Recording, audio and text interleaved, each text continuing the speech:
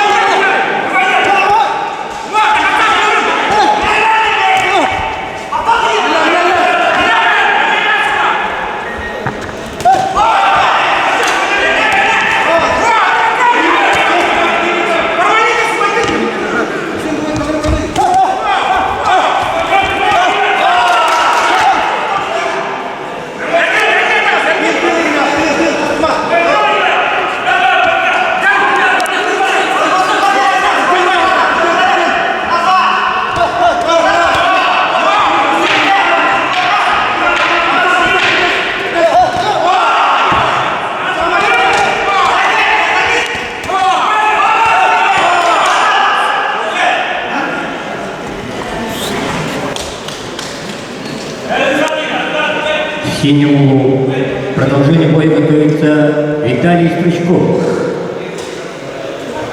Ему 19 лет. Представляет спортивное общество «Юность России». Боксом занимается 8 лет. Является мастером спорта России. Провел боев 140, одержал победу 129. В том числе международных встреч 3, выиграл 2.